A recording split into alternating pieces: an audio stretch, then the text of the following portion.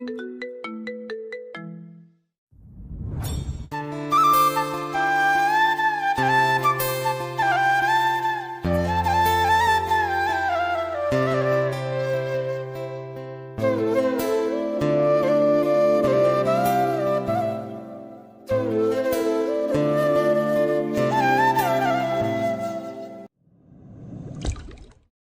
1টা বাজে।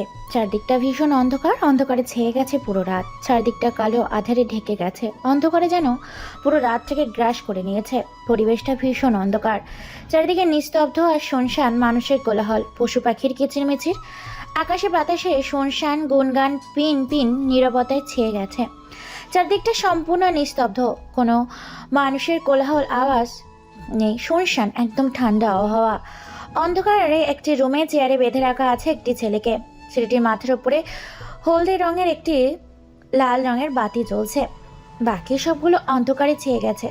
রুমের ভেতর হালকা হালকা আলো, ছেলেটার শরীর থেকে এখনো রক্ত গড়িয়ে পড়ছে।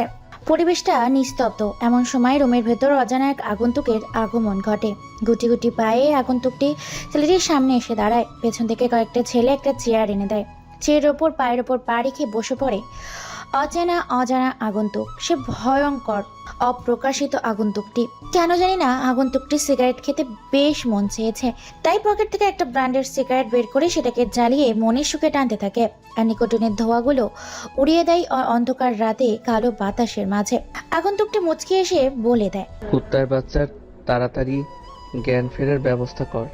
অজানা অচেনা অপ্রকাশিত ভয়াবহ ভয়ঙ্কর আগন্তুকের কথা শুনে ছেলেটির চোখে এবার ঠান্ডার পানি সেটা দেয়। হঠাৎ করে কোনো কিছু ঠান্ডা স্পর্শে ছেলেটির জ্ঞান ফিরে আসে। ছেলেটি মিটমিট করে চোখ খুলে নিজেকে আবিষ্কার করে অন্ধকার একটি রুমের মাঝে। মাথাটার উপর হালকা উঠিয়ে চোখ মেলে দেখতে পায় 0 বাল্বের একটি বাতি জ্বলছে। তাছাড়া চোখে তেমন কিছুই দেখা যায় না, সব ঝাপসা ঝাপসা তার কাছে লাগছে। মিটমিট করে চোখ খুলে সামনে তাকিয়ে দেখতে পায় তার সামনে কে একজন বসা আছে, কিন্তু এতক্ষণ ঘুমের ঘরে থাকার কারণে সে চিনতে পারে না আগন্তুকটা। আবার বলে ওঠে, রুমের ভেতরে থাকা সব কয়েকটা বাতি জ্বালিয়ে দেই। আগন্তুকদের কথা মতো প্রত্যেকটা বাতি জ্বালিয়ে দেওয়া হয়। সাথে সাথে সামনে চেয়ারে বসে থাকা ছেলেটি তার সামনে বসা আগন্তুককে দেখে কলিজার পানি শুকিয়ে গেছে। ভয়ে গলা দিয়ে কোনো আওয়াজ বের হয় না। পুরো পরিবেশটা নিস্তব্ধ, শুনশান হয়ে গেছে।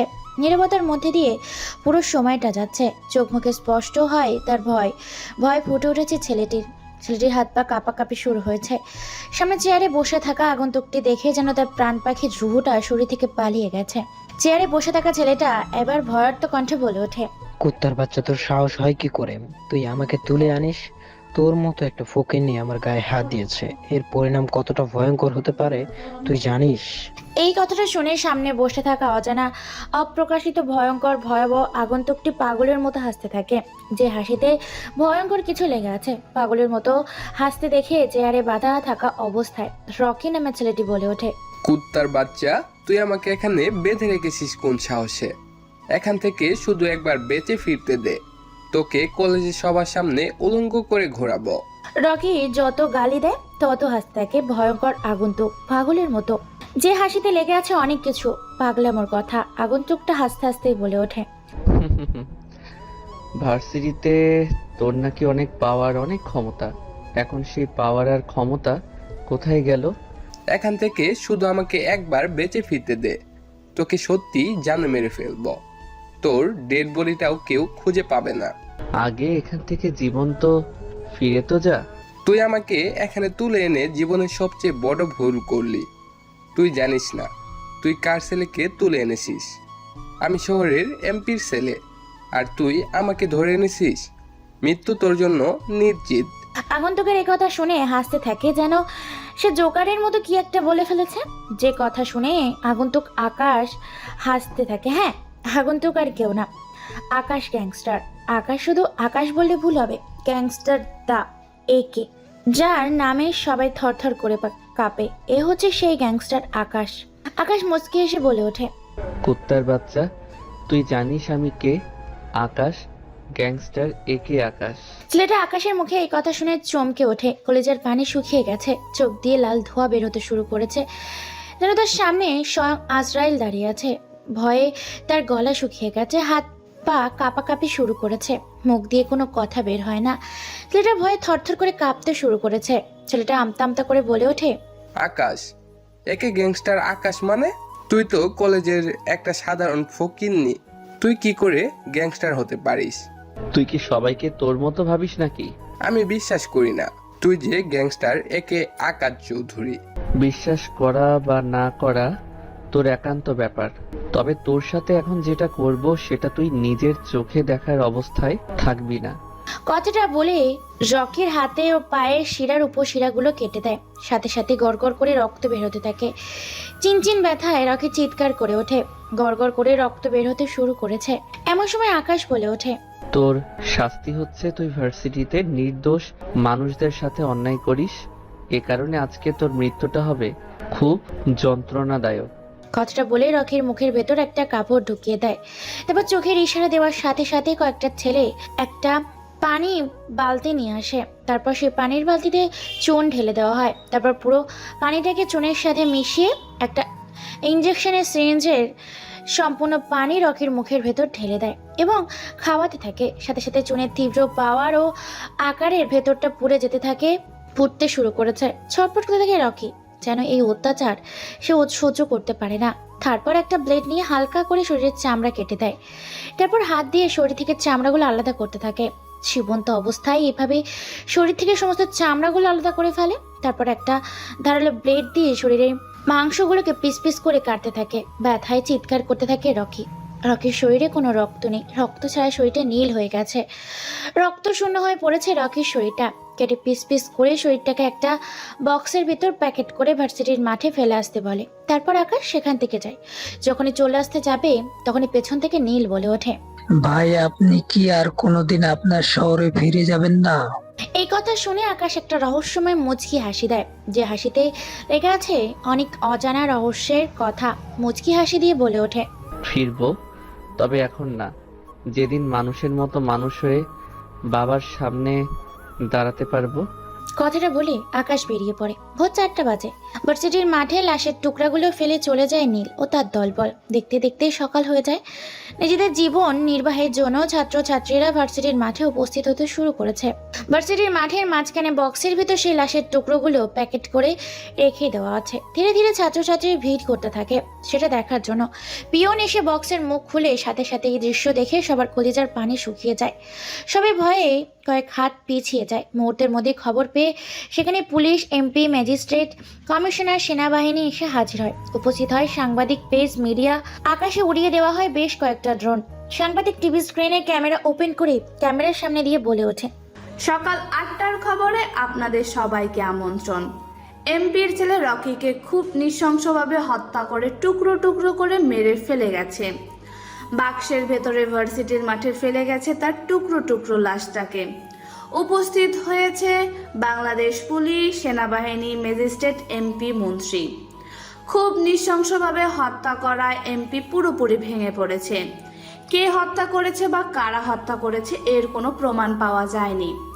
পুলিশ, সেনাবাহিনী তাদের মতো করে তদন্ত করছে। রকির দেহটাকে টুকরো টুকরো করে কয়েক পিস করে ভার্সিটির মাঠে ফেলে গেছে, বাক্সের ভেতরে প্যাকেট করে। দেখেই বোঝা যাচ্ছে লাশটার অবস্থা। দেখেই ধারণা করেছে বাংলাদেশ পুলিশ খুব নৃশংস এবং অত্যাচার করে হত্যা করা হয়েছে রকিকে। এটা কোনো পরিকল্পনাভাবেই খুন করা হয়েছে তাকে। এছাড়া আরও বিস্তারিত জানতে আমাদের চ্যানেলটিকে ভিজিট করুন। এমপি পুরোপুরি ভেঙে পড়েছে। নিজের ছেলের মৃত্যু দেখে কান্নায় ভেঙে পড়েছে। হুইল চেয়ার করে এমপিকে নিয়ে আসা হয় হাসপাতালের উদ্দেশ্যে। ভার্সিটির মাঠে হাজার হাজার ছাত্রছাত্রী, সাধারণ মানুষের সমাগম শুরু হয়েছে। ভার্সিটির মাঠ পুরো নিস্তব্ধ আর শুনশান হয়ে গেছে। এরকম ঘটনাতে থমকে গেছে পুরো ভার্সিটির মাঠ। ছাত্রছাত্রীদের মধ্যে ভয়ের এক ভয়ঙ্কর ভয়াবহতা কাজ করছে। ভয়ে ছাত্রছাত্রীরা জড়সড় হয়ে গেছে। কারোর মুখে তেমন কোনো কথা নেই, হাসি নেই। পুরো ভার্সিটি যেন থমকে গেছে, স্তব্ধ হয়ে গেছে পুরো ভার্সিটি। অসংখ্য ছাত্রছাত্রী, সাধারণ মানুষ এবং জনগণে পরিপূর্ণ হয়ে গেছে ভার্সিটির মাঠ। এমন সময় গুটি গুটি পায়ে ভেতর প্রবেশ করছে একটি ছেলে। কাঁধে ব্যাগ, হাতে ঘড়ি, চোখে মোটা ফ্রেমের চশমা, মাথায় তেল দিয়ে আছে নেওয়া, পরনে সব ঢিলাঢালা পোশাক, পায়ে সিম্পল স্যান্ডেল। হেলতে দুলতে ভার্সিটির ভেতর প্রবেশ করছে ছেলেটি। ভার্সিটির গেটের সামনে গিয়ে চশমাটা নাকের কাছে এনে ভালো করে ভার্সিটির নামটা পড়ে নেয়। বাংলাদেশ চট্টগ্রাম ভার্সিটির আদর্শ বিদ্যালয় নামটা পড়ে এদিক ওদিক তাকায়, আবার গুটি গুটি পায়ে ভার্সিটির ভেতর প্রবেশ করে। ছেলেটা থমকে যায়, কেননা সামনে তাকিয়ে দেখতে পায় পুরো ভার্সিটির মাঠ, সাধারণ জনগণে, ছাত্রছাত্রী, ওদিক খেটে খাওয়া মানুষগুলো, জনসমুদ্র তৈরি হয়েছে। ভার্সিটির মাঠে ভিড় ঠেলে সামনে গিয়ে দেখতে পায় কে বা কারা খুব নৃশংসভাবে হত্যা করে ফেলে গেছে এমপির ছেলে রকিকে। টুকরো টুকরো করে ফেলে গেছে বক্সের মাধ্যমে ভার্সিটির মাঠে। ধীরে ধীরে ভার্সিটির মাঠ খালি করা হয়। আস্তে আস্তে মানুষের ভিড় কমতে শুরু করে। সাথে সাথে ছাত্রছাত্রীদের মধ্যে আতঙ্ক সৃষ্টি হয়েছে। ভার্সিটিটা থমকে আছে। এমন সময় ভার্সিটির ভেতর প্রবেশ করে বেশ কয়েকটা দামি গাড়ি। বডিগার্ডগুলো গিয়ে কালো রঙের দামি লাক্সারি গাড়ির জানলা খুলে দেয়। সাথে সাথে সিনেমার স্টাইলের মতো গাড়ির ভেতর থেকে কে একজন একটা পা বের করে, তারপর হাত বের করে, তারপর এন্ট্রি নেয় হিরোইনদের মতো ভার্সিটির মাঠে। পরে জিন্স প্যান্ট, সাদা রঙের একটি টি শার্ট, শর্ট ইন করা, বেল্ট মারা, পায়ে দামি ক্যাট, চোখে রঙিন সানগ্লাস, চুলগুলো খোপা করে পেছন থেকে আটকে দেওয়া, হাতে দামি ঘড়ি, গুটি গুটি পায়ে সামনে এগিয়ে যাচ্ছে। তার পেছনে আছে বেশ কয়েকটা বডিগার্ড। হ্যাঁ, মেয়েটা দেখতে অসম্ভব সুন্দর। টানাকাটা পরি যেন মেয়েটাকে এই পোশাকে পুরোই হট লাগছে। দেখতে ঝাঁকানাকা, অসম্ভব সুন্দর, উজ্জ্বল ফর্সা গায়ের রং, উচ্চতা বেশ স্বাস্থ্যবান, বডি ফিটনেস, দেখতে শুনতে ভালোই স্টাইলিশ।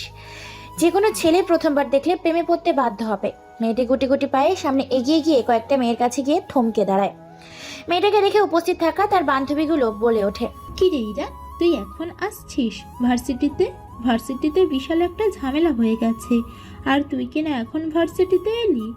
বর্ষা নামে মেয়েটির কথা শুনে মেয়েটি মুচকি একটা হাসি দেয়। মুচকি এসে চোখ থেকে কালো রঙের সানগ্লাসটা খুলে ফেলে, তারপর সাদা রঙের টি শার্টের ভেতর চশমাটা বুকের ওপর ঝুলিয়ে দেয়। দেখতে যা ঝাক্কাস লাগছে না, বলার বাইরে। তারপর মেয়েটা মুচকি এসে বলে ওঠে, কেন, কি হয়েছে? আর ভার্সিটির মাঠে এত পুলিশ, র্যাব, সেনাবাহিনী, সাধারণ খেটে খাওয়া রাস্তার দিনমজুর, সাধারণ মানুষ এত এখানে কি করছে? ভার্সিটির মাঠে কি হয়েছে? একসাথে মেয়েটার এতগুলা প্রশ্ন শুনে বর্ষা সহ বাকি মেয়েগুলো হাঁপিয়ে যায়। বর্ষা এক এক করে মেয়েটার প্রশ্নের উত্তর দিয়ে বলে ওঠে, আমাদের বন্ধু রকিকে কেউ বা কারা রাতের আঁধারে অন্ধকারে খুব নৃশংসভাবে হত্যা করেছে, শরীরটাকে কেটে টুকরো টুকরো করে ফেলেছে। আর তুই কিনা বলছিস ভার্সিটির মাঠে কি হয়েছে? মেয়েটা তো এই কথা শুনে পুরো টাসকি খেয়ে গেছে। হতবাক দৃষ্টিতে ভার্সিটির মাঠের দিকে তাকিয়ে আছে। ধীরে ধীরে ভার্সিটির মাঠের ভিড় কমতে শুরু করেছে। পুরো মাঠ ফাঁকা হতে শুরু করেছে। এ কথা শুনে মেয়েটা চমকে ওঠে আর বলে ওঠে, রকিকে কেউ হত্যা করেছে মানে? কাল রাতে তো আমি রকির সঙ্গে কথা বললাম। তাহলে রাতারাতি রকিকে কে হত্যা করলো? তাছাড়া রকির গায়ে হাত দিবে এমন কেউ তো এই শহরে নেই। রকি তো ভীষণ ডেঞ্জারাস, আর তাকে কিনা কেউ বা কারা হত্যা করেছে ভাবতে আমার অবিশ্বাস লাগছে।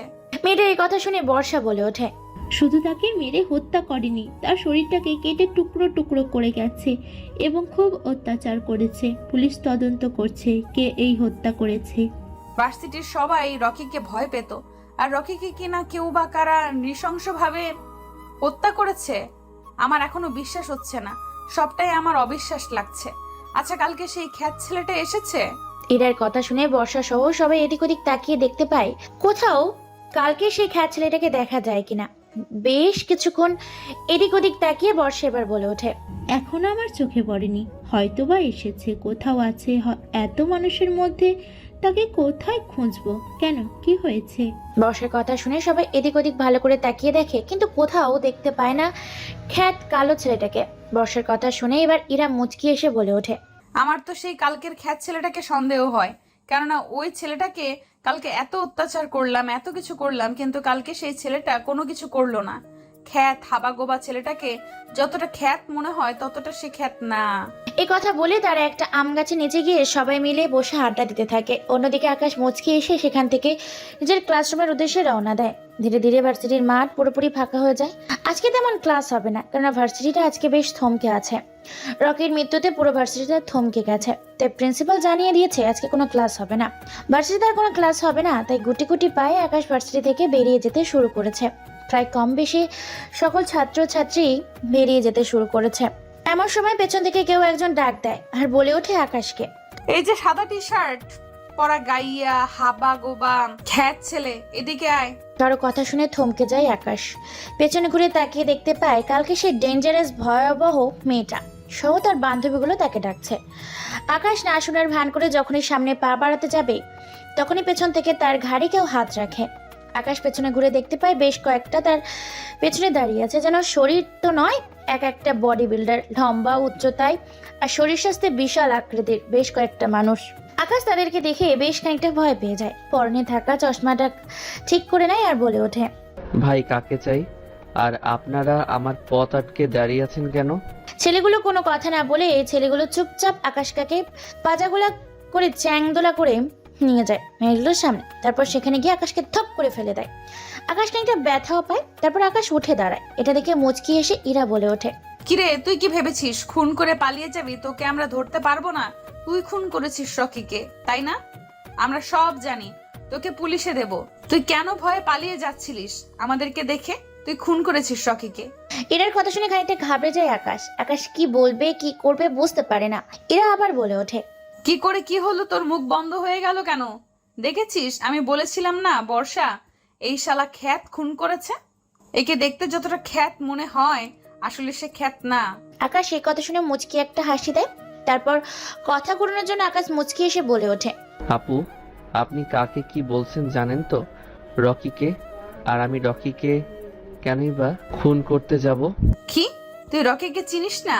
কালকে তোকে রকি এত অপমান করলো ভার্সিটিতে, তারপরও তুই রকিকে চিনিস না? সত্যি আপু, আমি রকিকে চিনি না। কে রকি? আর কালকে যে ছেলেটা আমাকে অপমান করেছিল তাকে তো আমি চিনি না।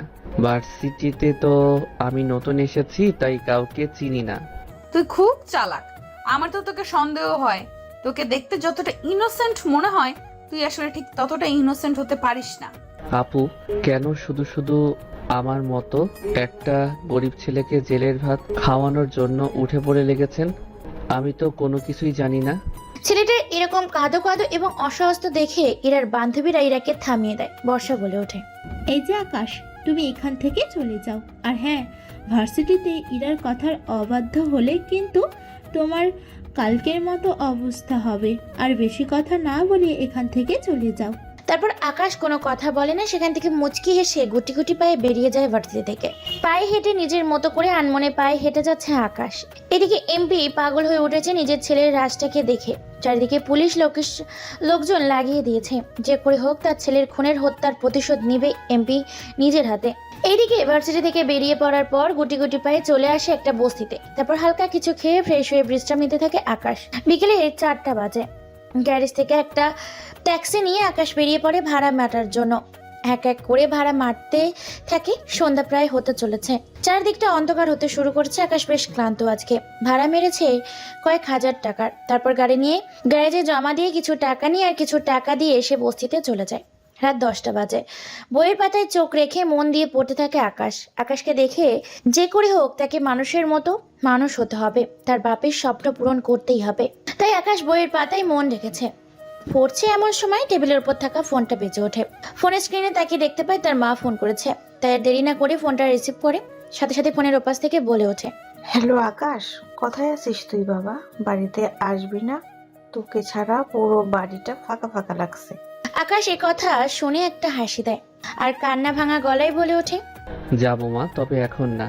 যেদিন নিজেকে মানুষের মতো মানুষ করে প্রতিষ্ঠিত করতে পারবো সেদিন গিয়ে ওই বাড়িতে আমি দাঁড়াবো, এর আগে না। দেখ বাবা, তুই তোর বাবার কথায় কিছু মনে করিস না। উনি তোর রাগের মাথায় এসব বলেছে। তুই চলে আয় বাড়িতে। আকাশ এ কথা শুনে মুচকি এসে বলে ওঠে, বাবা তো ঠিক বলেছে মা, কারণ বাবার কথা শুনে যদি আজকে বাইরে না বের হয়ে চলে আসতাম তাহলে এই পৃথিবীটা কত কঠিন সেটা বুঝতে পারতাম না। তোকে ছাড়া যে এই বাড়িটা শূন্য শূন্য লাগছে, তোকে যে দেখার জন্য আমার মনটা ব্যাকুল হয়ে আছে। সময় হলে ঠিক চলে আসবো মা, তুমি শুধু আমার জন্য দোয়া করো যেন আমি মানুষের মতো মানুষ হয়ে বাবার সামনে গিয়ে দাঁড়াতে পারি। আকাশের মা আর কোনো কথা বলে না, কলটা কেটে দেয়। আকাশ তারপর নিজের মতো করে বই পড়তে থাকে। পড়তে পড়তে আকাশ কখন যে ঘুমিয়ে গেছে সেদিকে কোনো খেয়াল নেই। এই সুযোগে আকাশের পরিচয়টা আপনাদের দিয়ে দিই যে আকাশ কোত্থেকে এলো। আমাদের গল্পের নায়ক হলো আকাশ। আকাশ হচ্ছে শহরের সবচেয়ে বড় বিশিষ্ট শিল্পপতি এবং রাজনৈতিক নেতা মন্ত্রীর ছেলে। সবাই আকাশকে আকাশ চৌধুরী বলে চিনে, কিন্তু কেউ জানে না যে আকাশ মন্ত্রীর ছেলে। আকাশ দেখতে ভীষণ সুন্দর, স্মার্ট, স্বাস্থ্যবান, লম্বায় 6 ফুট 5 ইঞ্চি, দেখতে সুন্দর কিছু কারণে আকাশ মন্ত্রী বাড়ির মহল থেকে বেরিয়ে এসেছে ফুটপাতে নিজেকে প্রতিষ্ঠিত করবে বলে। প্রতিষ্ঠিত যদি হতে পারে তাহলে সে বাবা মার সামনে গিয়ে দাঁড়াবে, তার আগে কখনোই তার বাবার সামনে গিয়ে দাঁড়াবে না, প্রতিজ্ঞা করেছে আকাশ। তাই বাড়ি থেকে বেরিয়ে এসেছে। চলুন তাহলে আকাশ কেন বাড়ি থেকে বেরিয়ে এসেছে সেটা আপনাদের বলে দিই। আকাশ হচ্ছে দুই ভাই বোন। আকাশ বরাবর পড়ালেখার পাশাপাশি মারপিট করতে খুব ভালোবাসতো। স্কুলে থাকতে সে খুব মারপিট করত। শহরে বেশ পাওয়ার ছিল আকাশের দাপট ছিল। শহরে সবাই আকাশ গ্যাংস্টার বলেই চিনত। শহরে যত ঝামেলা হতো প্রত্যেকটা ঝামেলার সাথে আকাশের নাম জড়িয়ে থাকতো, কারণ আকাশ সবার সাথে ঝামেলা করতো। আকাশের সাথে সহজে কেউ পেরে উঠতো না। আকাশকে তার বাবা মা অনেক বোঝায়, কিন্তু আকাশ কোনোভাবেই বোঝে না। সে মারপিট করতে ভীষণ ভালোবাসে। আকাশকে ভার্সিটির সবাই ভয় পেত। আকাশ থাকতো রাজশাহীর সবাই আকাশকে এক নামে চিনত। ভার্সিটির সবসময় রাব্বির সাথে তার ঝামেলা লেগেই থাকতো। রাব্বি ছিল ভার্সিটির উচ্ছৃঙ্খল, সবার সাথে ঝামেলা করতো, মারপিট করতো। রাব্বির বাবা ছিল প্রভাবশালী বিজনেসম্যান, বাংলাদেশের কোটিপতি 10 জনের মধ্যে একজন। তাই রাব্বির বেশ পাওয়ার ছিল ভার্সিটির। কাউকে সে ভয় করতো না। আকাশের সাথে সবসময় ঝামেলা লেগেই থাকতো। আকাশও কাউকে তোয়াক্কা করতো না। ঝামেলা করলে মারপিট শুরু করে দিত। আকাশ তার বন্ধুদের সাথে ভার্সিটির মাঠে বসে আছে, এমন সময় নীল কোথা থেকে যেন দৌড়ে এসে বলে ওঠে, আর আকাশ তুই এখানে বসে আসিস? আর ওদিকে রাব্বি ও তার দলবল আমাদের বন্ধুরা আজকে খুব নৃশংস ভাবে মারছে। আকাশ এই কথা শুনে বর্ষা থেকে উঠে দাঁড়ায়। সবাই উঠে দাঁড়ায়। আকাশ বলে ওঠে, ওই কুত্তার বাচ্চা রাব্বির এত বড় সাহস, সে আকাশের বন্ধুর গায়ে হাত দিয়েছে। কোথায় তারা? ওরা সবাই রাজুকে কলেজের গেটের সামনে মারছে, আমি দেখে চলে এলাম তোকে বলতে। ওই কুত্তার বাচ্চার এত বড় সাহস, ওকে আজকে জানে মেরে ফেলবো। এটা বলে তারা সবাই একসাথে লাঠি সোটা নিয়ে কলেজের গেটের সামনে যায়। সেখানে গিয়ে দেখতে পায় রাব্বি ও তার বন্ধু মিলে রাজুকে খুব নৃশংসভাবে মারতে শুরু করেছে। এদিকে আকাশ ও তার বন্ধুরাও যাচ্ছে। রাব্বি সহ তার দলবল রাজুকে ছেড়ে দেয়। তারপর তারা যখনই পালাতে যাবে তখনই তাদের সাথে ভার্সিটির সংঘর্ষ লেগে যায়। তোলপাড় মারামারি শুরু হয়ে যায়। মারামারিতে রাব্বির হাত পা ভেঙে দেয়। সবাইকে মেরে শুয়ে দিয়েছে আকাশ। সবাইকে খুব মারতে মারতে আকাশ বলে ওঠে, কুত্তার বাচ্চা, তোদের সাহস হয় কি করে আমার বন্ধুর গায়ে হাত দেওয়া? বলে আরো বেধড়ক মারতে থাকে। মারতে মারতে আধমরা করে ফেলেছে রাব্বিকে ও তার বন্ধুদেরকে। আকাশ তার বন্ধুরা আটকায় আকাশকে, কোনোভাবেই থামাতে পারে না। কোনোভাবেই আকাশকে সেখান থেকে সরিয়ে নিয়ে আসে। এরপর কয়েকটা গাড়িতে করে রাব্বি ও তার বন্ধুদেরকে হাসপাতালের উদ্দেশ্যে পাঠিয়ে দেয়। রাব্বিকে তারা নিয়ে যায় হসপিটালে।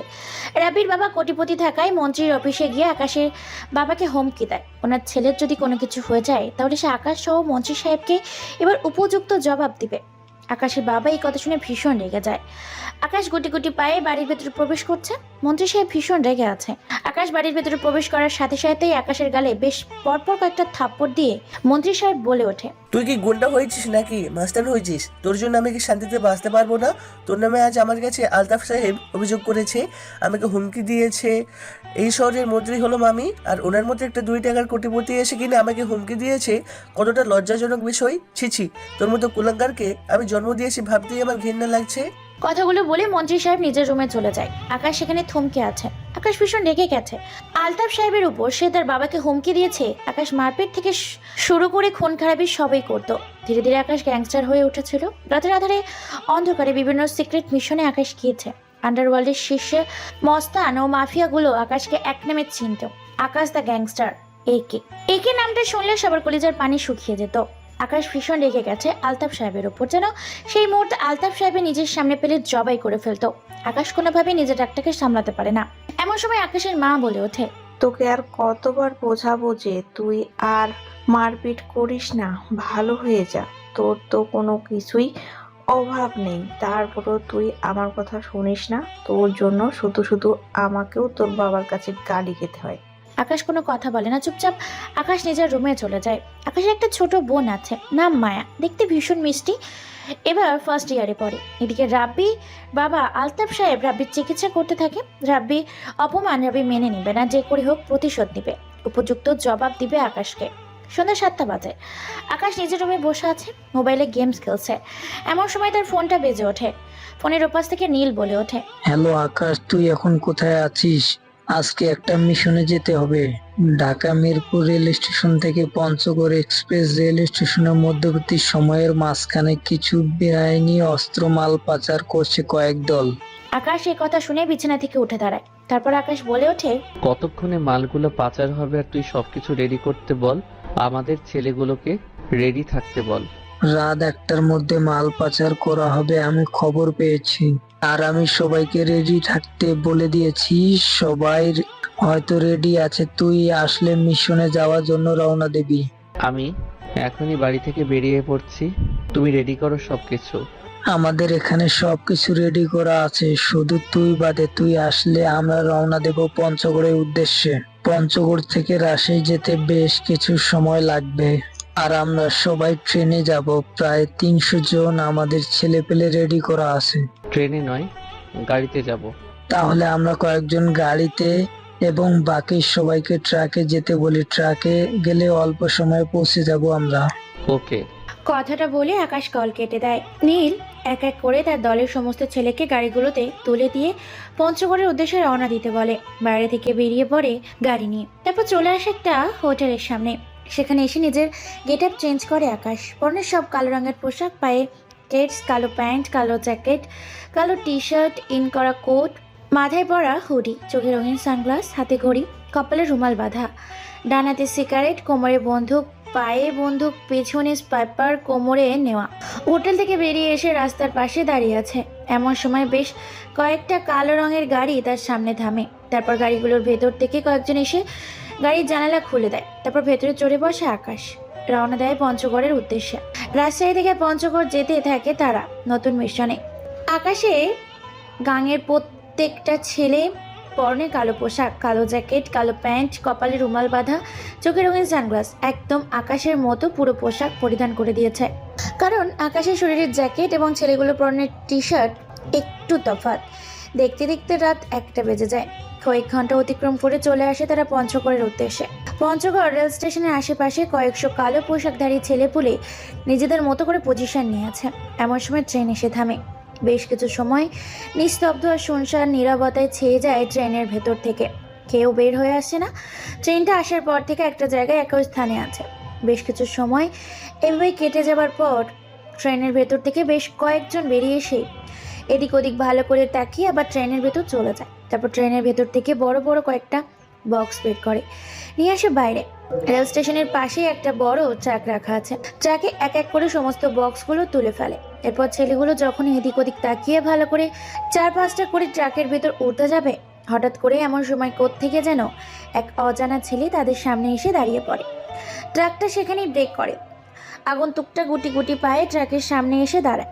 পরনে সব কালো পোশাক, মুখটাও কালো, মাস্ক দিয়ে ঢেকে নেওয়া, ডান হাতে বন্দুক, বাম হাতে সিগারেট। মনে শুকায় সিগারেট টানতে থাকে আর নিকোটিনের ধোঁয়াগুলো উড়িয়ে দিচ্ছে।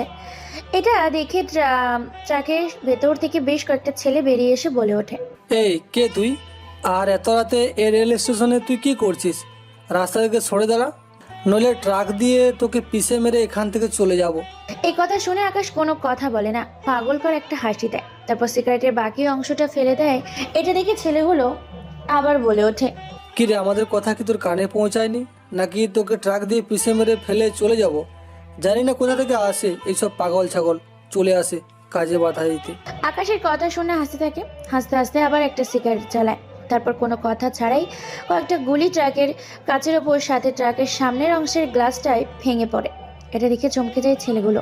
হঠাৎ করে গুলির শব্দ শুনে ট্রাকের ভেতর থেকে বেশ কয়েকজন ছেলেপুলে বেরিয়ে আসে। দেখে পাগল ছেলেটার হাতে বন্দুক। এটা দেখে ছেলেগুলো আবার বলে ওঠে, আমি ভেবেছিলাম তুই একটা পাগল, কিন্তু সত্যিকারের তোকে দেখে পাগল মনে হয় না।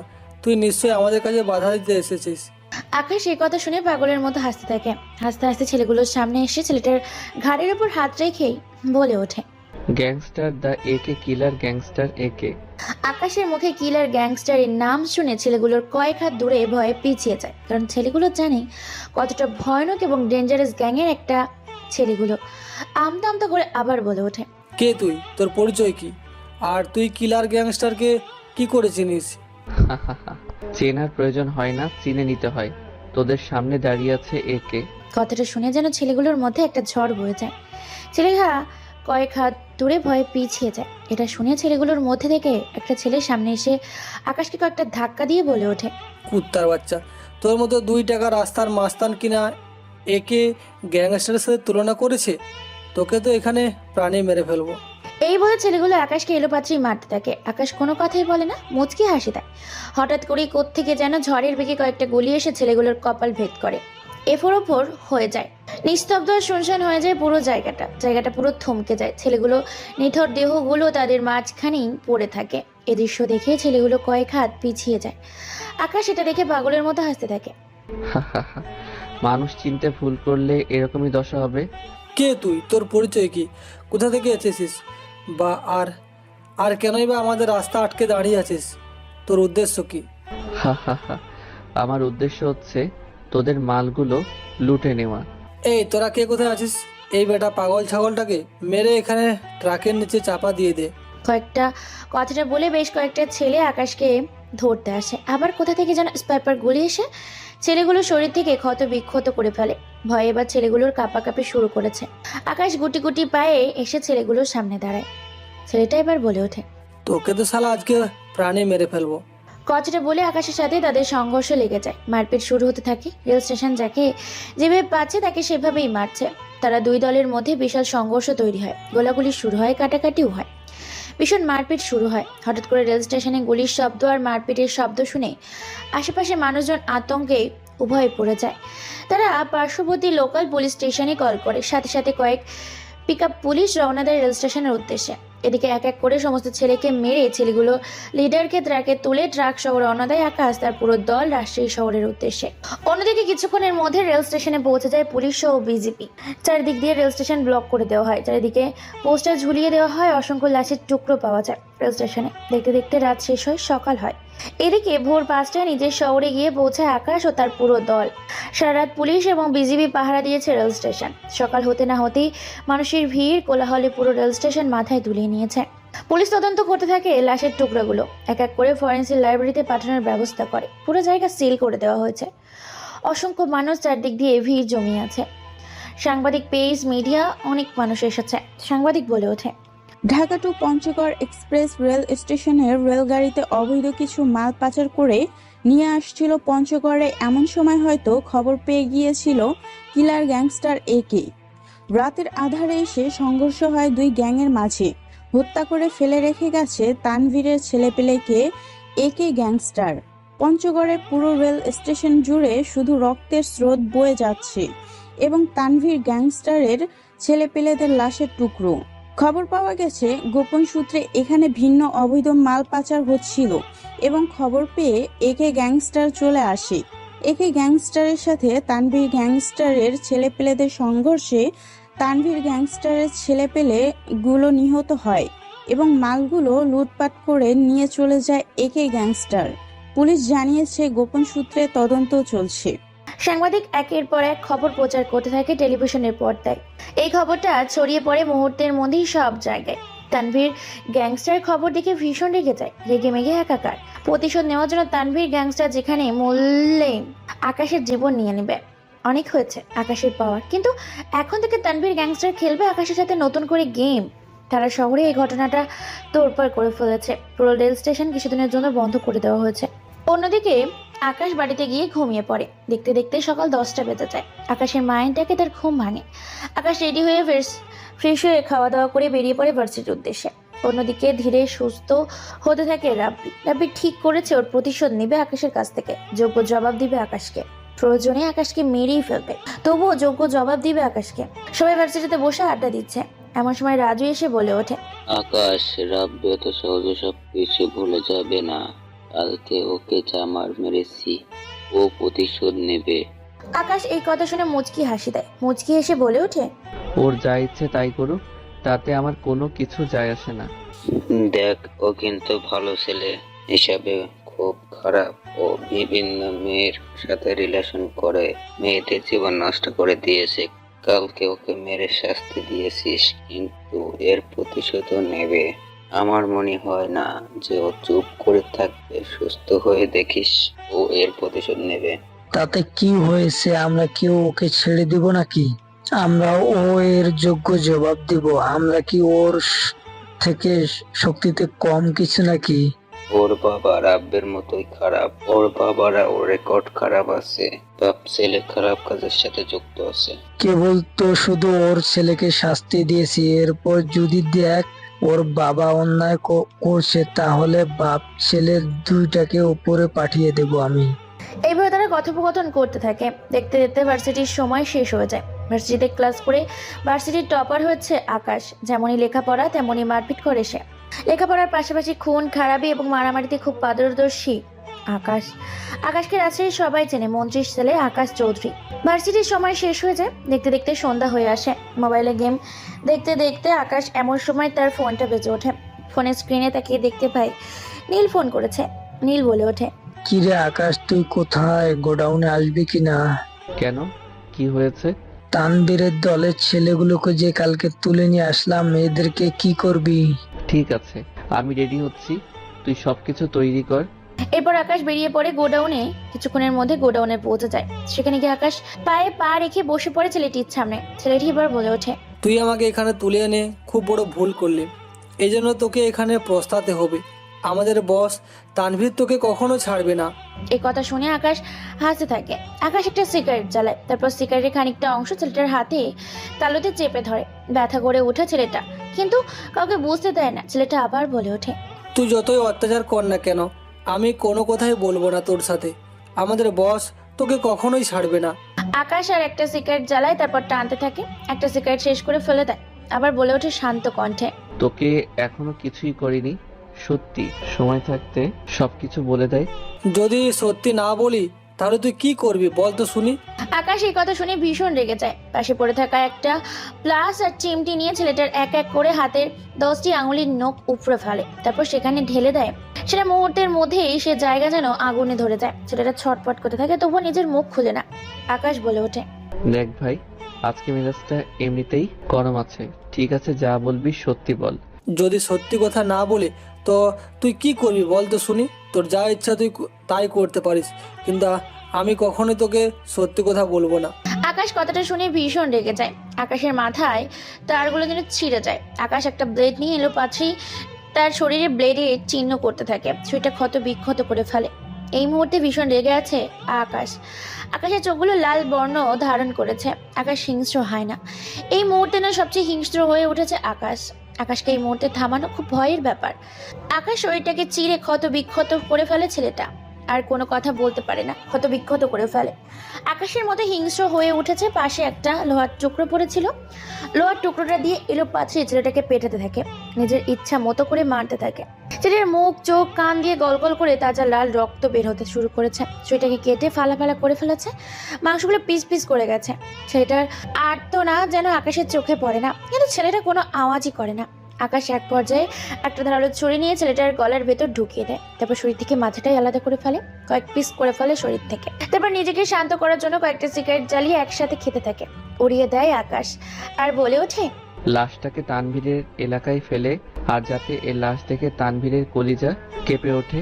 আমি আর রাজু গিয়ে ওর লাশটাকে ওর আস্তানায় গিয়ে ফেলে আসবো। কিন্তু তুই এখন বাসায় যাবি নাকি? হ্যাঁ, আমি চলে যাব এখন। তারপর আকাশ আর কোনো কথা না বলে গোডাউন থেকে বেরিয়ে নিজের বাড়ির উদ্দেশ্যে রওনা দেয়। নিজের বাড়ি চলে কিছুক্ষণের মধ্যেই বাড়ির উদ্দেশ্যে পৌঁছে যায়। পুরো বাড়ি ফাঁকা হয়ে গেছে, নিস্তব্ধ। মন্ত্রীর বাড়ি, তাই পুলিশ দিয়ে পুরো বাড়ি ঘেরিয়ে রাখা। পুলিশ পাহারা দিচ্ছে। এত রাতে আকাশকে বাড়ির ভেতর প্রবেশ করতে দেখে পুলিশগুলো বেশ খানিকটা অবাক হয়, কিন্তু ভয়ে কেউ তাকে প্রশ্ন করে না। চুপি চুপি চোরের মতো বাড়ির ভেতর গিয়ে নিজের রুমে ঘুমিয়ে পড়ে আকাশ। এইদিকে রাজু আর নীল মিলে ছেলেটার লাশটাকে নিয়ে ফেলে আসে তানভীরের এলাকায়। রাত এইভাবেই কেটে যায়। পরদিন সকালে সাংবাদিক আবার বলেছে টিভির পর্দায়, আজকেও একই নিয়মে একই স্টাইলে খুন করে রেখে গেছে তানভীরের এলাকায় একে গ্যাংস্টার তানভীরের ডান হাত আফজালকে। ঘটনাক্রমে জানা যায় পঞ্চগড় টু ঢাকা এক্সপ্রেস ট্রেনে যে অবৈধ মাল পাচার করা হচ্ছিল, সেই অবৈধ মাল পাচারকারীর একজন ছিল তানভীরের ডান হাত আফজাল। সেখান থেকে গ্যাংস্টার একে আফজালকে তুলে নিয়ে গিয়ে তানভীরের সমস্ত গোপন খবর জেনে নিয়ে হয়তো মেরে ফেলেছে তার ডান হাত আফজালকে। পরিস্থিতি ভীষণ খারাপ। থমকে আছে শহরের পরিস্থিতি, কেননা পরপর দুই জায়গায় দুটো মার্ডার। অন্যদিকে ভাঙচুর করছে, গোপনে তাণ্ডব চালাচ্ছে তানভীরের লোকগুলো। অনুসন্ধানে বেরিয়েছে একে আজ পর্যন্ত কেউ দেখেনি। যদিও কেউ একে দেখেছে প্রাণে মেরে ফেলেছে একে সেই ব্যক্তিকে। সময়ের সংবাদে আপনাদের সাথে আমাদের প্রতিবেদনে। এদিকে তানভীর তার দলের ডান হাত আফজালের এরকম করুণ পরিণতি দেখে প্রতিজ্ঞা করে তানভীর আর বলে ওঠে, কুত্তার বাচ্চা, একে তোকে পাতাল থেকে হলেও খুঁজে বের করে তোকে খুব নৃশংসভাবে হত্যা করব। আমার দলের উপরে তুই আক্রমণ করেছিস, তোকে প্রাণে বাঁচতে দেব না। তোর পরিবারকে খুঁজে তোর কাছ থেকে তোর পরিবারকে চিরতরে সরিয়ে দেব। বুঝতে পারবি আপনজনকে হারানোর বেদনা কতটা ভয়ঙ্কর। কথাটা বলে তানভীর ও তার সমস্ত লোকজন বেরিয়ে পড়ে একে একে খোঁজার উদ্দেশ্যে ছদ্মবেশে শহরে। দেখতে দেখতে এইভাবে একটা সপ্তাহ কেটে যায়। এই এক সপ্তাহে পুরো সুস্থ হয়ে ওঠে রাব্বিকে বাড়িতে নিয়ে যাওয়া হয়। দেখতে দেখতে 1 মাস কেটে যায়। এই 1 মাসে অনেক মিশনে গিয়েছে আকাশ এবং তার গ্যাং। অনেক উন্নতমূলক কাজ করেছে, সেবামূলক কাজ করেছে তারা। ধীরে ধীরে সুস্থ হয় রাব্বি প্রতিশোধ নেওয়ার জন্য সুযোগ বুঝে বেড়াচ্ছে আকাশের কাছে। আজকে ভার্সিটিতে উপস্থিত আছে সবাই, শুধু রাব্বি আসেনি। রাব্বি এখন ভার্সিটিতে আসে, আকাশ ও তার বন্ধু বান্ধবীগুলো সবাই ভার্সিটিতে আসে। রাব্বি আজকে আসেনি। অন্যদিকে ভার্সিটির ক্লাস শেষ করে বন্ধুদের সাথে ঘুরতে গিয়েছে আকাশ, দূরের কোনো এক জায়গায়। এদিকে আকাশের বোন মায়া তার মুন্নি একা একা পায়ে হেঁটে বাড়ি যাচ্ছে। প্রতিদিন আকাশ তাকে নিয়ে যেত, কিন্তু আকাশ আজকে ঘুরতে গিয়েছে, তাই মুন্নিকে একাই পায়ে হেঁটে যেতে হচ্ছে। এদিকে রাব্বি রাস্তায় আড্ডা দিচ্ছিল, এমন সময় তার বন্ধু বলে ওঠে, রাব্বি ওই দেখ আকাশের বোন যাচ্ছে, আজকে একাই আছে মেয়েটা, আশেপাশে কেউ নেই। কোনটা আকাশের বোন? আমি তো আকাশের বোনকে চিনি না, তাছাড়া আমি কোনোদিন দেখিও নি। ওই যে ভাই নীল কালারের পোশাক যেটা পরেছে, ওইটা হচ্ছে আকাশের বোন। আকাশের জীবনের থেকেও আকাশ তাকে বেশি ভালোবাসে। ওই কুত্তার বাচ্চা আকাশ আমাকে মেরেছিল না, এর প্রতিশোধ আমি নিব। ওদের পরিবারকে আমি কলঙ্কিত করে দেব। ওর বোনকে তুলে নিয়ে আমার বাংলোতে নিয়ে আই, আমি বাংলোতে গিয়ে সবকিছু মস্তি করার ব্যবস্থা করছি। এই বলে রাব্বি সেখান থেকে বেরিয়ে পড়ে। রাব্বির পুরো দলবল নিয়ে চারিদিক দিয়ে ঘিরে ফেলে মনিকে। মনি ভয় পেয়ে যায়। মনি চিৎকার করে তার আগেই কয়েকজন ছেলে পেলে তাকে কালো রঙের হাউস গাড়ি করে নিয়ে চলে যায় রাব্বি সেই বাংলোতে। মনি বলে ওঠে, তোরা আমাকে ছেড়ে দে কুত্তার বাচ্চা, তোরা জানিস না আমার ভাইয়া কতটা ভয়ানক। আমার ভাইয়া যদি জানতে পারে তোরা আমাকে তুলে এনেছিস, আমার ভাইয়া তোদেরকে কচু কাটা করে মেরে ফেলবে। সোনামণি, সেই সুযোগটা তোমার ভাই কোনোদিনও পাবে না। তোকে আজকেই নৃশংসভাবে খুবলে খাবো। তোদের পরিবারের মান সম্মান ধুলোর সাথে মিশিয়ে দেব। তোর ভাই লোক সমাজের লজ্জায় মুখ দেখাতে পারবে না। তারপর তোর ভাইকে মেরে ফেলবো। তোরা আমার ভাইকে চিনিস না, আমার ভাইয়া কতটা ভয়ানক। আমার ভাইয়ের ভয়ে শহরে বড় বড় মাফিয়ারা কেঁপে ওঠে, সেখানে তোরা তো কয়েকটা মাছি। এই কথা শুনে রাব্বি ভীষণ রেগে যায়। কয়েকটা থাপ্পড় লাগিয়ে দেয় মনির গালে। মনি থাপ্পড় খেয়ে বিছানার উপর পড়ে নেয়। রাব্বি রেগে মেগে এক এক করে তার পরনে থাকা সমস্ত কাপড় খুলে ফেলে, তারপর ঝাঁপিয়ে পড়ে মনির উপর। মনিকে কোনো কথা বলার সুযোগ না দিয়ে হাত পা চেপে ধরে বিছানার উপর ছোট্ট মেয়েটাকে বেশ কয়েকজন মিলে নৃশংসভাবে রেপ করে। বাংলা ভাষায় যাকে বলে ধর্ষণ করে খুব নৃশংসভাবে মেরে ফেলে মেয়েটা। এতজনের অত্যাচার সহ্য করতে না পেরে শারীরিকভাবে ভেঙে বেশি রক্তক্ষরণ হওয়ার কারণে মেয়েটা সেখানেই মারা যায়। উত্তেজনার বশবর্তী হয়ে রাব্বি বুঝতে পারে না সে কি করেছে। পরবর্তীতে সে দেখতে পায় মেরে ফেলেছে মুন্নিকে। ভয়ে তাদের কলিজার পানি শুকিয়ে যায়। এরপর মুন্নির লাশটাকে বস্তায় করে রাস্তার মাঝে ফেলে দেওয়ার চিন্তা ভাবনা করে। এদিকে রাত 8টা বেজে গেছে। মুন্নিকে খুঁজে পাওয়া যাচ্ছে না দেখে সারা শহরে তোড়পাড় লাগিয়ে দিয়েছে আকাশ ও তার পুরো টিম। পুলিশ চারিদিক দিয়ে খোঁজাখুঁজি শুরু করেছে, এখনো মুন্নির কোনো খোঁজ পাওয়া যায়নি। এদিকে রাব্বি বলে ওঠে, সবার চোখের আড়ালে লাশটা কোনো একটা নির্জন জায়গায় ফেলে দিয়ে আয়। সে তো মরে গেছে এতক্ষণে হয়তো। আকাশ তার পুরো পরিবার এই মেয়েটাকে খুঁজে বেড়াচ্ছে, আমরা তো পুরো ফেঁসে গেলাম। এখন কি করব বুঝতে পারছি না। নির্জন কোনো একটা জায়গায় লাশটাকে ফেলে দেওয়া, তারপর যা হওয়ার সেটা দেখা যাবে। সবার চোখের আড়ালে লাশটাকে ফেলে দিয়ে আয়। রাব্বির কথা মতো মুন্নির লাশটাকে বস্তায় করে রাস্তার মাঝে ফেলার সময় দেখে ফেলে আকাশের ছেলেপুলেগুলো। দ্রুত সেখানে যায় আর সেখানে গিয়ে দেখতে পায় বস্তার ভিতর মুন্নির লাশটাকে। কিন্তু ছেলেগুলোকে ধরার আগে ছেলেগুলো সেখান থেকে নিজেদের জান নিয়ে পালিয়ে যায়। কিন্তু প্রত্যেকটা ছেলেকে চিনে ছেলেগুলো রাব্বির দলের। নীল দ্রুত ফোন করে আকাশকে, খবর পেয়ে দ্রুত সেখানে চলে আসে। আকাশে নিজের বোনের লাশটাকে দেখে চিৎকার করে বলে ওঠে, এই মুন্নি চোখ খোল, তোর কি হয়েছে? তোকে কে তুলে নিয়ে গিয়েছিল? চোখ খুল না আমার বোন। মুন্নি কোনো কথা বলে না। মুন্নির অলঙ্গ দেহটাকে ফেলে গেছে রাস্তার মধ্যে। রাস্তার মাঝে পুলিশ খবর পেয়ে দ্রুত সেখানে চলে আসে। মন্ত্রী সাহেব চলে আসে, পুরো রাস্তা ব্লক করে দেওয়া হয়। মুহূর্তের মধ্যে পুলিশ, র্যাব, সিআইডি পরিপূর্ণ হয়ে যায় রাস্তাটা সম্পূর্ণ ব্লক করে দেওয়া হয়েছে। কান্নায় ভেঙে পড়ে পুরো পরিবার। আকাশ রেগে মেগে একাকার, চোখগুলো যেন রক্ত লাল বর্ণ ধারণ করেছে। আকাশ বলে ওঠে, নীল, 72 ঘন্টার ভিতরে আমি জানতে চাই আমার বোনের এই অবস্থার আসল দোষী কারা। ভাই আমরা নিজের চোখে দেখেছি রাব্বির দলের কয়েকটা ছেলেকে মুন্নির লাশটাকে ফেলে যেতে। আমাদের মনে হয় রাব্বি কাজটা করেছে। আকাশের এই কথা শুনে ভীষণ রেগে যায়, সবাইকে অ্যালার্ট করে দেয়, যেখানে হোক যেভাবে হোক খুঁজে বের করে রাব্বিকে। আকাশের সমস্ত ছেলেপুলেগুলো রাব্বিকে খোঁজাখুঁজি শুরু করে দিয়েছে। রাব্বি ভয়ে লুকিয়ে আছে, ভয়ে বাংলো থেকে বের হয় না। মন্ত্রী নিজের মেয়ের লাশ দেখে কান্নায় ভেঙে পড়েছে। মুন্নির লাশটাকে নিয়ে যাওয়া হয় মন্ত্রীর বাড়িতে। আকাশের মা পুরোপুরি কান্নায় ভেঙে পড়েছে। এই বয়সের মেয়ের লাশটাকে দেখে পুরোই কান্নায় ভেঙে পড়েছে। আকাশের মাকে হাসপাতালে নিয়ে যাওয়া হয়। মন্ত্রী সাহেব তো কথা বলতে পারে না। কোনো রকমে মুন্নির দাফন কাপনের ব্যবস্থা করা হয়। দাফন কাপন শেষে বাড়িতে আসে আকাশ। আকাশকে সবাই সান্ত্বনা দিচ্ছে, এমন সময় নীল বলে ওঠে ফোন করে, হ্যালো আকাশ, রাব্বি বর্তমান তোর বাংলোতে লুকিয়ে আছে আর সেখানেই মুন্নিকে হত্যা করেছে।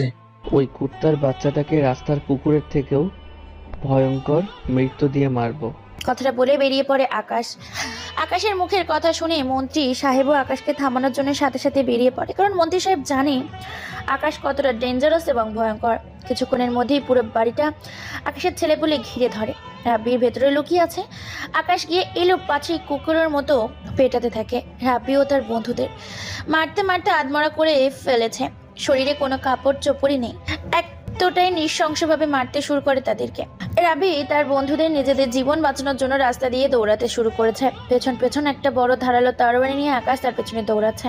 এক পর্যায়ে আকাশ এক এক করে তার বন্ধুদের শরীর থেকে হাত পা মাথা কেটে ফেলে রাস্তার মাঝে। কারণ রাব্বি দৌড়াচ্ছিল। পেছন থেকে আকাশ রাব্বির গলার ওপর একটা ধারালো অস্ত্র চালিয়ে দেয়। সাথে সাথে শরীর থেকে মাথাটা ছিটকে গিয়ে রাস্তার গিয়ে পড়ে। মন্ত্রী সাহেব আকাশকে থামানোর জন্যই যাচ্ছিল। এমন সময় মন্ত্রী সাহেবের গাড়ির কাঁচ ভেঙে গিয়ে মাথাটা ভেতরে ঢুকে পড়ে। মন্ত্রী সাহেব এরকম দৃশ্য দেখে হাতকে ওঠে। গাড়িটাকে রাস্তার মাঝে থামিয়ে দেখতে পায় তার ছেলে প্রকাশ্যে হত্যা করছে বেশ কয়েকজনকে, যাদের শরীর থেকে মাথাগুলো আলাদা করে দিয়েছে। নিজের ছেলের এরকম হিংস্র রূপ দেখে মন্ত্রী বাড়িতে চলে যায়। পুলিশ খবর পেয়ে রাস্তা থেকে গ্রেপ্তার করে আকাশকে। আকাশকে থানার ভেতর আটকানোর 5 মিনিট হয়েছে। এমন সময় 3 ট্রাক থানার ভেতর বাইরের ছেলেপুলে আসে। এতগুলো ছেলেপুলেকে দেখে কনস্টেবল ওসিকে বলে ওঠে, স্যার, বাহিরে প্রায় 3000 ছেলে পেলে লাঠি নিয়ে দাঁড়িয়ে আছে। যদি এই মুহূর্তে আকাশ ভাইকে ছেড়ে দেওয়া না হয় তাহলে থানার অস্তিত্ব খুঁজে পাওয়া যাবে না। ওসি কথা শুনে ভয়ে আকাশকে ছেড়ে দেয়। আকাশ মুচকি এসে সেখান থেকে বেরিয়ে পড়ে। ওসি ভয়ে পেছনের গেট দিয়ে থানা থেকে বেরিয়ে যায়। আকাশ বাড়িতে যাওয়ার সাথে সাথে মন্ত্রী সাহেব আকাশের গালে বেশ কয়েকটা থাপ্পড় দিয়ে বলে ওঠে, তোর জন্য আমার মেয়েটাকে আমার কাছ থেকে হারিয়ে ফেললাম। তোর মতো ক্রিমিনাল আমি আমার বাড়িতে রাখতে পারবো না। যেদিন মানুষের মতো মানুষ হতে পারবি সেদিন তুই এ বাড়িতে আসবি, তার আগে নয়। আমার বাড়ি থেকে বেরিয়ে যা কুলাঙ্গার। সেদিন আকাশ আর কোনো কথা বলে না, বেরিয়ে পড়েছিল, কারণ সে ভীষণ রেগেছিল। তার মা আকাশকে অনেক থামানোর চেষ্টা করে, কিন্তু আকাশ সেদিন তার মায়ের কথা উপেক্ষা করে বেরিয়ে পড়েছিল সেখান থেকে। রাজশাহী থেকে চট্টগ্রামে একটা টিকিট কাটে। তারপর সে চলে আসে চট্টগ্রামে সে কি করবে বুঝতে পারে না, পুরো সিমটা ভেঙে ফেলে। দলের সাথে সম্পর্ক ত্যাগ করে। এখানে সে ছোট্ট একটা বাসা ভাড়া নেয় আর এখানেই ট্যাক্সিওয়ালার কাছ থেকে ট্যাক্সি ভাড়া নেয়। এই ছিল আকাশের অতীত। আকাশ তার মায়ের সাথে কথা বলতে বলতে কখন যে ঘুমিয়ে গিয়েছিল সেদিকে খেয়াল নেই। পরের দিন সকাল 7টায় ঘুম থেকে উঠে রেডি হয়ে খাওয়া দাওয়া করে বেরিয়ে পড়ে সকাল 9টায় ভার্সিটির উদ্দেশ্যে। প্রতিদিনের মতোই তার পোশাক। ভার্সিটির ভেতর প্রবেশ করছে। এমন সময় পেছন থেকে আবারও কমিশনারের মেয়ে গুণবতী অহংকারী দিব্যা যেন অহংকারে তার মাটিতে পা পড়ে না। ইরা বলে ওঠে, কিরে বস্তি থেকে উঠে আসা ময়লার ডাস্টবিন, তা আজকে এত তাড়াতাড়ি ভার্সিটিতে এলি? তোকে কিন্তু আমার এখনো সন্দেহ হয় যে তুই হত্যা করেছিস রকিকে। আকাশ কথা বলে না। আকাশ শুধু একটা মুচকি হাসি দেয় আর মুচকি এসে ইরার সামনে এসে দাঁড়ায় আর বলে ওঠে, আমি গরিব বলে আজকে আমার উপরে আপনি অত্যাচার করছেন, কিন্তু এমন একটা সময় আসবে যেদিন আপনার এই অহংকার আমি ধুলোর সাথে মিশিয়ে দেব। তোর মতো ফকির নিয়ে আর ছোট লোক গরিব অসহায়ের মুখ এরকম বড় বড় কথা কখনোই মানায় না। আমি হলাম এই শহরের সবচেয়ে বড় কোটিপতি কমিশনারের মেয়ে, সেখানে তুই কিনা আমার অহংকার ধুলোর সাথে মিশিয়ে দিবি? এটাও শুনে আমাকে তোর কথা বিশ্বাস করতে হবে? আকাশের কথা শুনে মনে মনে মুচকি একটা হাসি দেয়, যেন এই মুহূর্তে কয়েকটা থাপ্পড় লাগিয়ে দিয়ে আকাশকে চিৎকার করে যেন বলে ওঠে সে আসলে কি। আকাশ মনে মনে বলে ওঠে, সাধারণ একটা কমিশনারের মেয়ে হয়ে তোর এত অহংকার। তুই যদি জানতি আমি কে তাহলে অহংকারে তোর পা মাটিতে পড়তো না এতদিনে। কিরে কোথায় ছিলি? আমার কথা শুনে কি ভয় পেয়ে গেলি? শোন, এই ভার্সিটিতে আমার কথা মতো সবকিছু চলে। আমি হলাম কমিশনারের মেয়ে। এ শহরে আমার যতটা দাপট আছে ততটাই আমার পাওয়ার আছে। আমাকে সবাই ভয় করে চলে, সেখানে কিনা তুই আমার মুখে মুখে তর্ক করছিস। আপু, আমি এখান থেকে গেলাম। যাবে তো বটেই, তবে হ্যাঁ, আমার সাথে কোনো সময় লাগতে আসিস না, না হলে তোকে জেলের ভাত খাইয়ে ছাড়বো, ফকিন্নি কোথাকার। আর হ্যাঁ, আমি এটা প্রমাণ করে দিব যে তুই খুন করেছিস রকিকে। আকাশ কোনো কথা বলে না, মুচকি এসে সেখান থেকে চলে যায়। এভাবে দেখতে দেখতে এক সপ্তাহ কেটে যায়। কারো কোনো সম্পর্ক নেই আকাশের দিন যায় দিন আসে। এক সপ্তাহে অনেক অপমান করেছে ইরা, তাকে ভার্সিটির সামনে অনেক হাসির পাত্র বানিয়েছে। কিন্তু আকাশ এখানে মানুষের মতো মানুষ হতে এসেছে। সে যদি আগের মতো সেই ভয়ানক রূপ ধারণ করে, তাহলে ভার্সিটির মুহূর্তের মধ্যেই রং বদলে যাবে। আকাশ কারোর কথায় কোনো কান দেয় না। এদিকে তানভীর আকাশকে এখনো খুঁজে বেড়াচ্ছে, কিন্তু কোনো খোঁজ খবর পায় না। কেননা আকাশ নিজেকে সেই কালো দুনিয়া থেকে সরিয়ে নিয়েছে। নিজেকে মানুষ করার জন্য নিজের প্রিয় শহর রাজশাহী থেকে চট্টগ্রামে চলে এসেছে নিজেকে মানুষ করতে। এখানে এসে তাকে প্রতিনিয়ত অপমানিত হতে হচ্ছে।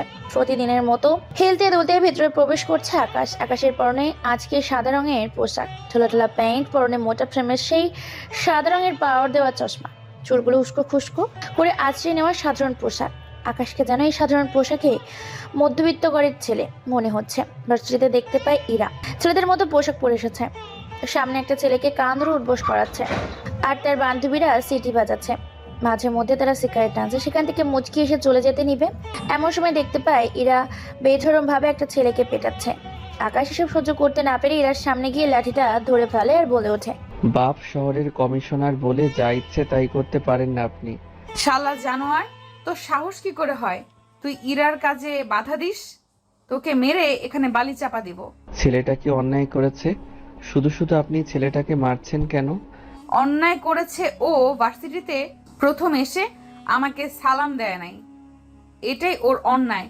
আর তুই যদি বেশি কথা বলিস তোকে ওখানেই গলদ ধোলাই দিব। নিজের জীবন বাঁচাতে চাইলে এখান থেকে কেটে পড়। আমি এখান থেকে একা যাব না, ছেলেটাকে নিয়ে যাব। মনে হয় তোর মরণের পাকনা গজিয়েছে, তাই তোকে এখন বুঝিয়ে দেব এই ইরার কাজে বারবার বাধা দিলে এর পরিণতি কতটা ভয়াবহ এবং ভয়ঙ্কর হতে পারে। কথাটা বলে ইরা চোখের ইশারা দেওয়ার সাথে সাথেই পাশে থেকে কয়েকটা ছেলে এসে বেধড়ক ভাবে আকাশকে মারতে থাকে। আকাশও সবকিছু সহ্য করতে থাকে। আকাশ চাইলেই তার প্রতি হওয়া উন্নয়নের প্রতিশোধ নিতে পারতো, কিন্তু আকাশ কোনোভাবে আগের রূপে ফিরতে যেতে চায় না। আকাশ যদি নিজের রূপে একবার ফিরে যায়, ভার্সিটিতে কেউ টিকে থাকতে পারবে না। আকাশ প্রত্যেকটা মার নিজের মতো করে হজম করতে থাকে, মারতে মারতে আত্মরা করে ফেলে। সারা শরীর থেকে রক্ত পড়তে শুরু করেছে। এমন সময় এই দৃশ্য দেখে ফেলে কোনো এক ছেলে। সাথে সাথে ছেলেটা ফোন করে নীলকে। নীল খবর পেয়ে কয়েক গাড়ি ছেলে নিয়ে ভার্সিটির ভেতর প্রবেশ করে।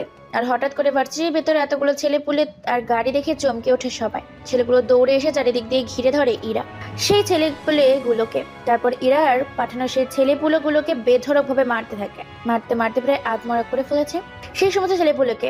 আকাশ মার খেয়ে জ্ঞান হারিয়ে ফেলেছে। আকাশকে নিয়ে নীল হসপিটালের উদ্দেশ্যে রওনা দেয়। ইয়া ভয় পেয়ে যায়। হঠাৎ করে ভার্সিটির মাঠে এতগুলো ছেলেপুলেকে দেখে। এরা বুঝতে পারে না আসলে ছেলেকে এতগুলো ছেলে আকাশকে কেন বাঁচাতে এসেছে। ছেলেগুলোকে মেরে ভার্সিটির মাঠে ফেলে যায়। তারপর হাসপাতালে নিয়ে যায়। আকাশকে হাসপাতালের বাইরে আছে অনেক ছেলে, ভেতরে আকাশের চিকিৎসা চলছে। ডাক্তার বাইরে এসে বলে ওঠে, দেখুন, আকাশকে অনেক মারা হয়েছে, অনেক জায়গায় খুব গুরুতর আহত হয়েছে, তবে আল্লাহর রহমতে উনি এখন সম্পূর্ণভাবে সুস্থ আছে। চাইলে ওনাকে নিয়ে যেতে পারেন। পরবর্তীতে কোনো সমস্যা হবে না। তা ভাইকে যে করে হোক আপনাকে সুস্থ করতে হবে ডক্টর। দেখুন, তেমন কিছু হবে না, আমরা সবকিছু ঠিকঠাক করে দিয়েছি। একটু রেস্ট নিলেই উনি সুস্থ হয়ে যাবে। অনেক মার মেরেছে তো, এই কারণে জ্ঞান হারিয়ে ফেলেছে। নীল কিছু বলতে যাবে এর আগে নীলের পকেটে থাকা ফোনটা বেজে ওঠে। পকেট থেকে ফোনটা বের করে দেখতে পায় তার জলের ছেলে ফোন করছে। ফোনটা রিসিভ করতেই ওপাশ থেকে কয়েকটা ছেলে কি যেন আকাশকে বলে। নীল কথাটা শুনে সেখানে থমকে যায়, হাত থেকে ফোনটা পড়ে যায়। চুপচাপ নীল সহ সবাই দাঁড়িয়ে আছে সেখানে, কেউ কোনো কথা বলে না। কেবিন থেকে বের করা হয় আকাশকে। আকাশ সবাইকে দেখে অবাক হয়েছে। আকাশ বলে ওঠে, কিরে তোরা সবাই এখানে এখানে কি করছিস? অন্যদিকে ভার্সিটিতে এই ঘটনার পর থেকে এরা শুধু আকাশকে নিয়ে ভাবতে থাকে যে কে এই ছেলে, কোত্থেকে এসেছে, কি তার পরিচয়, এইসব নিয়ে পড়ে আছে ইরা। এদিকে কেবিন থেকে বের করার সাথে সাথে নীল আকাশকে জড়িয়ে ধরে, কান্না করে ওঠে। নীলের কান্না দেখে আকাশ বলে ওঠে, কিরে নীল, কি হয়েছে? তুই এভাবে কাঁদছিস কেন? নীল এবার কান্না ভাঙা গলায় বলে ওঠে, ভাই ওরা রাজুকে মেরে ফেলছে। তুমি সেখান থেকে চলে আসার পর আমাদের গ্যাংয়ের ছেলেগুলো গ্যাং থেকে চলে যাচ্ছিল। নিজেদের গন্তব্য গ্যাংটা প্রায় ধ্বংস হতে বসেছিল। বিভিন্ন সন্ত্রাসী আমাদের উপর আক্রমণ করে, তারপরেও আমরা মোকাবেলা করছি, কিন্তু রাজুকে আমরা বাঁচাতে পারিনি। রাজুকে মেরে ফেলছে ওই তানবীরের লোকেরা। আকাশ এই কথাটা শুনে বর্ষা থেকে উঠে দাঁড়ায়। দাঁড়াতেও কষ্ট হলেও দাঁড়িয়ে যায়। আকাশ ভেঙে যেন আকাশের মাথায় পড়ে। আকাশের চোখ যেন নোনা পানি গড়িয়ে পড়ছে। আকাশ বলে, তানভীরের লোকেরা কোথায় মেরেছিল রাজুকে? আমিও সঠিক জানি না, শুধু খবর পেলাম তোমাকে ভার্সিটিতে ওরা মারার পর তোমাকে ভার্সিটি থেকে নিয়ে এসেছিলাম। হাসপাতালে আমাকে কেউ একজন খবর দিয়েছিল, তারপর খবর পেয়ে ভার্সিটি থেকে দেখি ওরা বেশ কয়েকজন মিলে তোমাকে মারছে। তারপর তোমাকে হসপিটালে নিয়ে আসি, আর এখানে খবর দিল আমাদের ছেলে রাজুকে তানভীরের লোকেরা মেরে ফেলছে। অনেক হয়েছে ভালো মানুষের মুখোশ পরা। ভালো হতে এসেছিলাম এই শহরে, কিন্তু কেউ আমাকে ভালো হতে দিল না। এখন আকাশের তাণ্ডব দেখবে এই চট্টগ্রাম শহরবাসী। তারপর আকাশ সেখান থেকে বেরিয়ে যায়। চারদিকে তানভীরকে খোঁজার জন্য লোক লাগিয়ে দিয়েছে। তানভীরের লোকজনগুলো তারাও খুঁজে বেড়াচ্ছে আকাশকে মারার জন্য। এইদিকে নিজের গেট আপ চেঞ্জ করে আকাশ দামি স্যুট বুট কালো পোশাক পরে ভার্সিটির উদ্দেশ্যে আবারও রওনা দেয়। ভার্সিটিতে পরপর বেশ কয়েকটা কালো রঙের স্মার্ট লাক্সারি গাড়ি প্রবেশ করে। হঠাৎ করে ভার্সিটির মাঠে এত দামি দামি গাড়ি দেখে সবাই হিমশিম খায়, টাসকি খেয়ে যায়। কে এসেছে বুঝতে পারে না। কেউ গাড়ির ভেতর থেকে কয়েকজন ছেলে বের হয়ে এসে গাড়ির দরজা খুলে দেয়। সাথে সাথে হিরোদের স্টাইলে গাড়ির ভেতর থেকে হাত পা বের করে একজন আগন্তুক। তারপর পুরো শরীর। কেউ চিনতে পারে না আকাশকে। আকাশ সামনে, তার পেছনে বন্দুক নিয়ে বেশ কয়েকজন আকাশের পেছন পেছন ভার্সিটির মাঠের মাঝখানে আসছে। আকাশ কালো রঙের সানগ্লাসটা চোখের ওপর থেকে খুলে ফেলে। সাথে সাথে আকাশকে দেখে সবাই টাসকি খেয়ে যায়। এরা তো চোখের পলকই ফেলতে পারছে না। এরা অবাক করা চোখ নিয়ে তাকিয়ে আছে সেই দিকে। এরই মধ্যে আরো বেশ কয়েকটা কালো রঙের গাড়ি ভার্সিটির মধ্যে প্রবেশ করে। গাড়িগুলোর ভেতর থেকে একটা ছেলেকে বের করে আনে। ছেলেটার হাত পা চেয়ারের সাথে বাঁধা। চেয়ারটা কোলে করে নিয়ে এসে আকাশের সামনে। আকাশ চেয়ারে বসে পায়ের উপর পা রাখে। ছেলের সামনে বসে পড়ে। সবাই ভার্সিটির ছেড়ে তাকিয়ে আছে। কেউ কোনো কথা বলতে পারে না, কেউ কোনো কথা বুঝতেও পারে না। প্রায় কয়েকশো ছেলে বন্দুক নিয়ে পুরো ভার্সিটি চারিদিক দিয়ে গোল হয়ে দাঁড়িয়ে আছে। সবার পরে শুধু কালো পোশাক। সামনে চেয়ারে বাঁধা ছেলেটা রাখা আছে তানভীরকে। সিগারেট জ্বালিয়ে আকাশ মুচকি হাসি দেয় আর বলে ওঠে, তুই এই আকাশের ক্ষমতা জানা সত্ত্বেও তুই আকাশের সাথে পাঙ্গা নিয়েছিস। আকাশের আপনজনদেরকে তুই মেরেছিস। শুধু তোর একজন আপনজনকে মেরেছি, এরপর তোর পুরো পরিবারকে মেরে ফেলবো। তানভীর কথাটা শেষ করার আগেই তানভীরের চোখে একটা ধারালো রড দিয়ে গুঁতা দেয়। সাথে সাথে চোখটা চোখের জায়গা থেকে ছিটকে বেরিয়ে আসে। এটা দেখে ছাত্র ছাত্রী শিক্ষক সহ কয়েক হাত দূরে পিছিয়ে যায়। এরপর আকাশ বলে ওঠে, এই একে গ্যাংস্টার আকাশ চৌধুরীর সাথে তুই পাঙ্গা নিয়েছিস, মরতে তো তোকে হবে। আকাশ কথাটা বলে তানভীরের বুকের ওপর ধারালো একটা অস্ত্র ঢুকিয়ে দেয়। এক এক করে তার কয়েক অঙ্গ কেটে ফেলে। এমন কিছু দেখে জ্ঞান হারাবার মতো অবস্থা ছাত্রছাত্রীরা ভয়ে সেখান থেকে কয়েক হাত দূরে পিছিয়ে যায়। সবার মতো আতঙ্ক। এরই মধ্যে সাংবাদিক খবর পেয়ে ভার্সিটির উদ্দেশ্যে রওনা দিয়েছে। ব্লেড দিয়ে তানভীরের শরীর থেকে চামড়া খুলে আলাদা করে সাথে আকাশ প্রকাশ্যে খুন করছে। এসব দেখে ইরার কলিজায় পানি শুকিয়ে গেছে। ভয়ে কোনো কথা বলতে পারে না। তানভীরকে প্রকাশ্যে খুন করেছে আকাশ। তারপর রক্তগুলো মুছে ফেলে। আকাশকে কেউ দেখেনি যে একে গ্যাংস্টার হচ্ছে আকাশ, কিন্তু আকাশ প্রকাশ্যে খুন করে সবাই আকাশকে চিনে ফেলেছে। সবাই জেনে গেছে যে একে গ্যাংস্টার হচ্ছে আকাশ। সবার মনে ভয় আর আতঙ্ক ঢুকে গেছে। ভয়ে কেউ কোনো কথা বলতে পারে না। সাংবাদিক এক এক করে সমস্ত ভিডিওটা দেখাতে থাকে মানুষের কাছে। আর সাংবাদিক বলে ওঠে, এতদিন আমরা গোপনে তদন্ত করে একে গ্যাংস্টারকে খুঁজে বেরিয়েছি, কিন্তু আজকে প্রকাশ্যে চট্টগ্রাম ভার্সিটিতে একে গ্যাংস্টার প্রকাশ্যে হত্যা করেছে তার শত্রু তানভীরকে। একে গ্যাংস্টার আর কেউ নয়, স্বয়ং দেশের মন্ত্রী সাহেবের ছেলে, যাকে আমরা আকাশ চৌধুরী বলে চিনতাম। সেই আকাশ চৌধুরী আসলে একজন একে গ্যাংস্টার। এই গ্যাংস্টারের মালিক হচ্ছে আকাশ চৌধুরী। বর্তমানে আমরা ভার্সিটির মাঠে উপস্থিত আছি। এখানে একে গ্যাংস্টার সহ তার পুরো দল আছে। সাংবাদিক নিজের মতো করে আরো খবর প্রচার করতে থাকে। সাংবাদিক দেখানোর ভিডিওতে আকাশের বাবা মা আকাশকে দেখে অনেকদিন পর নিজের ছেলেকে দেখে খুশিতে আত্মহারা হয়ে গেছে। তারাও হেলিকপ্টার করে রওনা দেয় ভার্সিটির মাঠের উদ্দেশ্যে। ভার্সিটিতে ভয়ে কেউ কোনো কথা বলতে পারে না। চারিদিকে পুলিশ ভার্সিটিটাকে ঘিরে রেখেছে, কিন্তু পুলিশ কোনোভাবেই সাহস পাচ্ছে না আকাশকে ধরার। কারণ আকাশ শুধু একজন গ্যাংস্টার নয়, সমাজ সেবকও বলা যেতে পারে। কারণ আর শহরে তার বেশ কয়েকটি এতিমখানা সহ বৃদ্ধাশ্রমও আছে। বেশ কয়েকটা হসপিটাল এবং বেকারদের জন্য চাকরির ব্যবস্থা। তাই আকাশকে যদি পুলিশ গ্রেপ্তার করে সবকিছু কর্মস্থল বন্ধ করে দেওয়া হবে। এই ভয়ে পুলিশ আকাশকে গ্রেপ্তার করতে ভয় পাচ্ছে।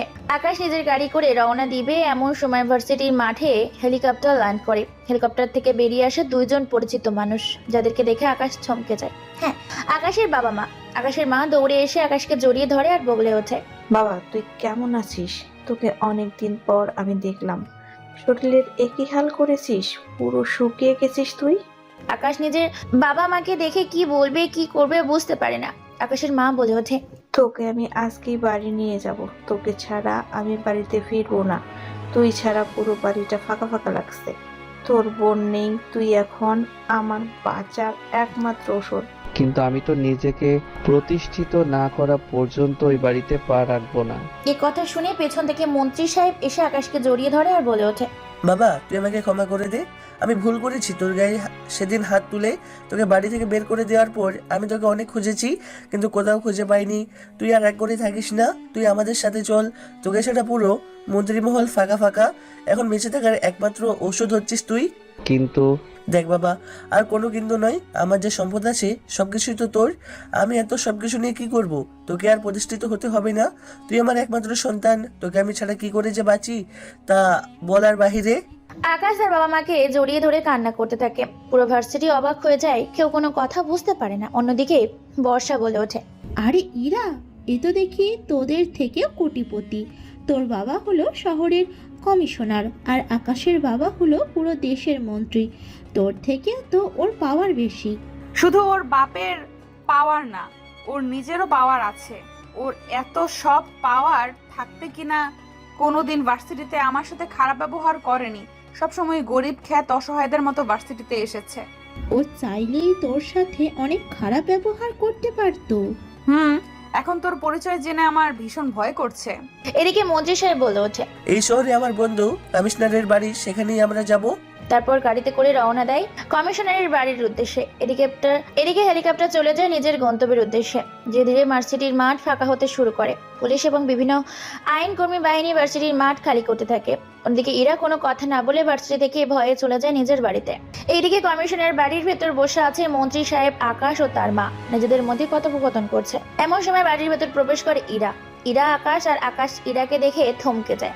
মন্ত্রী সাহেব বলে ওঠে, আরে মা এদিকে আয়, তোর জন্যই তো এই বাড়িতে আসা। ইরা কোনো কথা বলে না, ভয়ে ভয়ে তাদের সামনে গিয়ে দাঁড়ায়। আকাশের মা ইরাকে নিজের পাশে বসায় আর বলে ওঠে, ভাই সাহেব, আপনাদের মেয়েকে আমার ছেলের বউ করে নিয়ে যেতে চাই।